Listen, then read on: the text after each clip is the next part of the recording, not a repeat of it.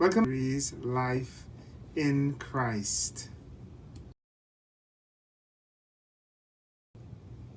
We're going to talk about the morality of human acts. We're going to break it down into three parts. First, we'll talk about what that means, what human acts.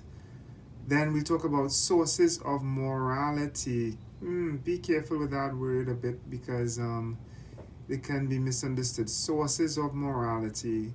Okay, in this series, we spoke about, and we will talk more about that we understand what is good from our natural inclinations, so that is like a source of morality, if you want. But here, we aren't going to be talking about sources of morality in that sense, but we're going to talk about like how a human act is configured. What are the elements of a human act that enables us then to say that okay, we can actually now make a judgment about it as being good or bad. And then thirdly, we talk about that, well, good acts and bad acts.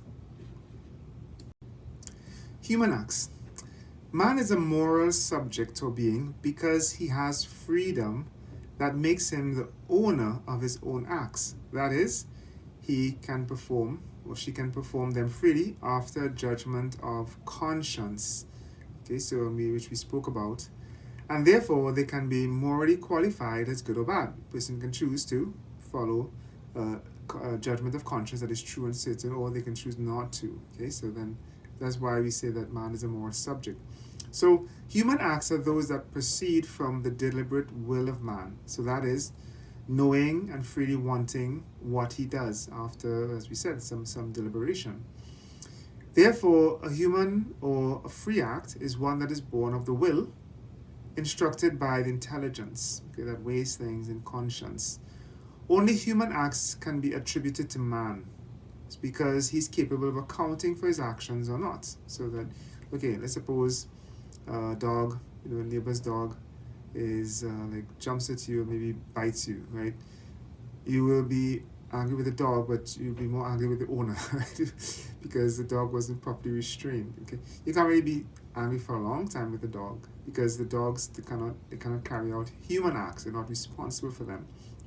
So that's what we're saying here. We're saying that the human person is accountable for his actions. You can say that you should have known better if somebody like cheats or something like that, right? Or says something that is sort of carries gossip about another person that destroys their reputation. You said you should have known better, right? So that's what we mean. We say a human act then is attributable to man, so that because he can account for his actions, to say that, well, okay, and he can explain his actions. This was good and this was bad, or he can probably say, well, based on the information I had, this is what I had to judge, make a judgment of conscience with, and so on. So he can choose to do this or that, and also he's he's also responsible for the consequences of his actions that he was able to know about very clearly before committing that action. Sources of morality. Here we have that tricky word. We spoke about that early on. We said that in these classes we spoke about as like a source of understanding what is good. That we have our natural inclinations. Here we are talking about sources of morality, but more in terms of the elements of a human act. As the first point says, sources of morality are those elements of the human act that make it morally bad or good in relation to rationality and the moral law. We are going to talk about three aspects, three dimensions that sort of come together, right? One is the object of the act, second, the intention, and third, we look at the circumstances. So those are the things that, put together, you can sort of make a human act. So first, the object. The object is the matter of a human act. So the matter is a philosophical terminology. So it's just like, is what is there, what is given, in a sense of the capacity that an act has to bolster human dignity. So it really refers to like a capacity that an action has. For example, we say that a person commits an act of charity. So you help a person who is in a need to maybe to need a drop to school or something like that, right? Now, that has something that in itself is something that is very good. Helping someone to get from one place to another. So it has a capacity to that they need to go to work or to school, and so that has taking them to their place of work or the school has the capacity of being something that is very good. Now, so that's what we mean by the object. So it is that which in an act the will immediately and primarily wants. So that's it. So you're saying I'm going to give this person a ride. By their object, acts are specified as good, bad, or indifferent. So there's some acts that could be indifferent. So like, okay, I'm going to take strawberry ice cream instead of, instead of vanilla ice cream. The 2 tubs are full. We go visiting the ice cream store. It's not. There's kind of that's mostly generally indifferent. Okay. Now, for other reasons it may not be, but in general, something like that is indifferent. So that's what you mean when you say that acts can be specified as good, as bad, or indifferent. Okay. So there's some acts that are like evil in so for example, let us suppose that a person imbibes excessive alcohol. Okay, it's hard for that act that is harmful, so that the capacity, that act doesn't have the capacity to bolster human dignity. Okay, so there we see the object is evil. So that's what we mean then. So that in terms of the object as the capacity that it has to bolster or undermine, take away from the dignity of the human person, which meaning like helping that person to achieve or get closer to their end, which is to be united with God, to be closer to God, or it can take a person that away from God. Okay, so then there's a second point, the intention. Intention or end is the objective that the man intends with his actions. Is what you're seeking. Okay, so that's important. So then, okay, suppose for example, a person, okay, let's say for example, alms giving. Okay, giving alms is always a good act in itself, even if the one who gives it has a twisted intention. Okay, but if someone has a bad intention, for example, they're just giving in order to be seen, to be recognized, okay, and they don't really care about the person that is being helped, well then you can see that how there's a twisted intention makes that act evil. Okay, for example, giving a ride. Suppose you want to give somebody a ride, but then perhaps a person can give somebody a drop, say I'm taking the person to school, but maybe there's an evil intention that they're kind of preying on that person. That's the intention in the end, is to prey on that person, in whatever manner, take advantage of them in some way. So you see then how something that could be good can be sort of turned into something that is evil by the intention. It's impossible something that is good, that's evil, to be made good by an intention. We look at that later on. And then finally we have the circumstances. So the circumstances,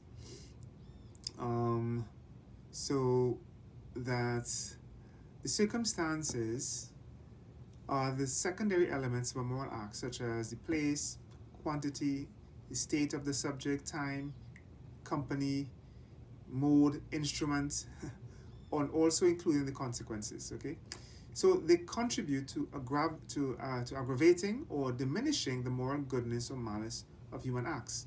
For example, okay, the amount of money that is stolen, it makes it more serious or less. Stealing from a poor person makes that act of stealing, more grievous. Stealing, threatening a person with a knife. So when you hear about break-in with guns and someone tied up and threaten piece of person's life, that's more than just a person who just sneaks in when nobody's around and takes a few dollars, right? Okay, I think we could appreciate the difference between those two things. So circumstances do not make an action that is bad in itself good. So the person who break in to steal is always evil, is always bad. But nevertheless, that it can make it sort of, it can make it less grave or more grave, right? More serious or yet less serious. So okay, from some of the examples, that we have given.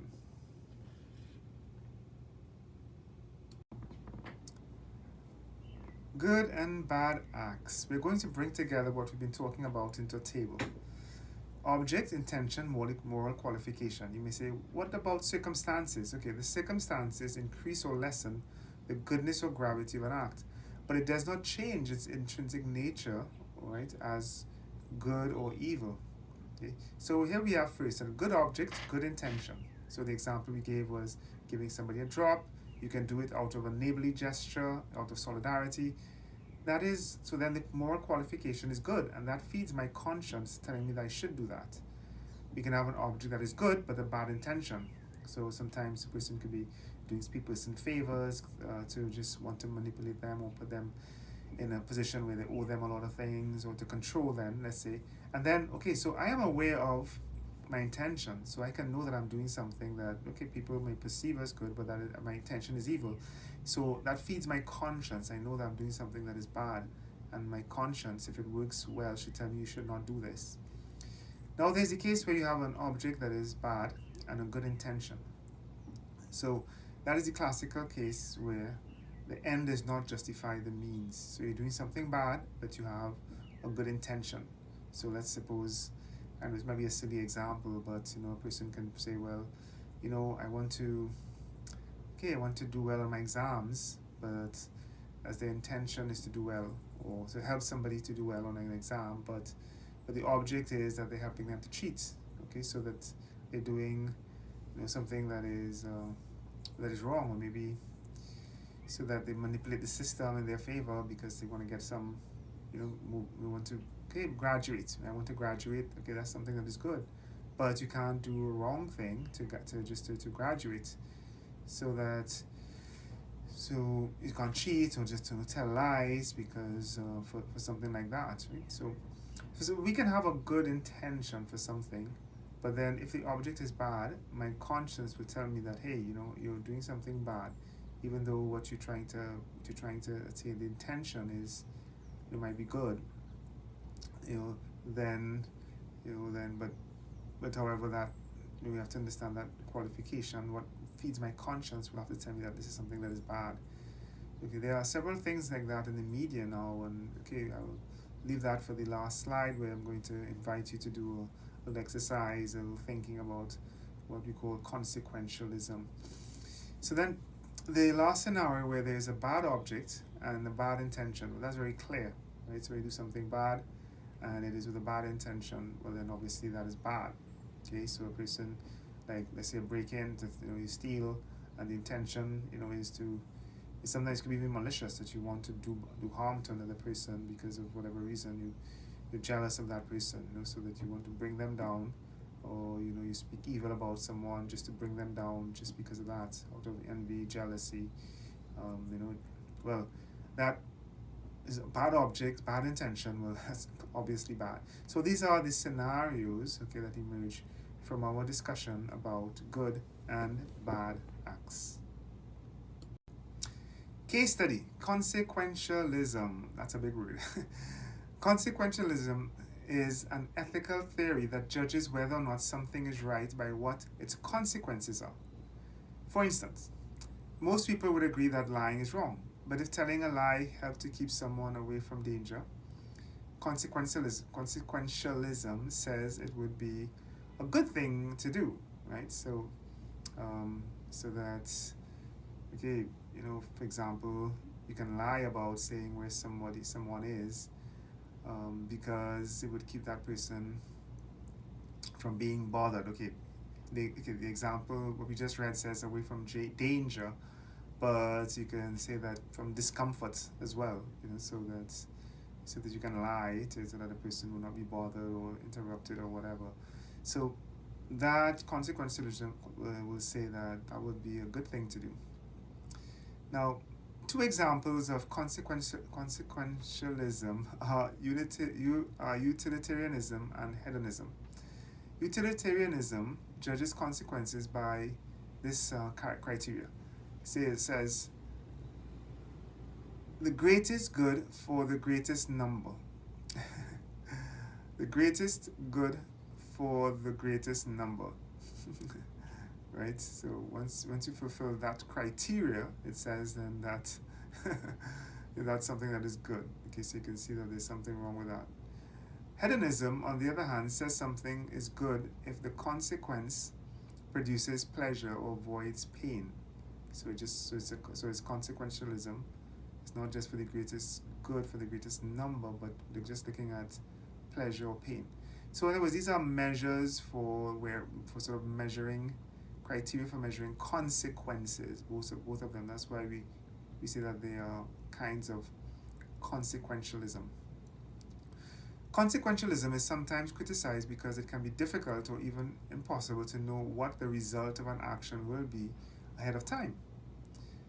In fact, no one can know the future with certainty. No one has a kind of a kind of a crystal ball in their closet to know what the future is. We don't. So also in certain situations, consequentialism can lead to decisions that are objectionable. That's interesting, even though the consequences are arguably good. Okay. However, when judging the idea solely on its results, as classic consequentialism does, then the end justifies the means. Okay, so we spoke about that in the previous class, where we say that that sometimes you can say, okay, that the consequences turned out to be good, okay, because I lied or I deceived someone, okay, but then does that mean that what I did was good, okay? So for example, let's suppose economists could prove that the world economy would be stronger and that most people would be happier, healthier, and wealthier if we just enslaved 2% of the population.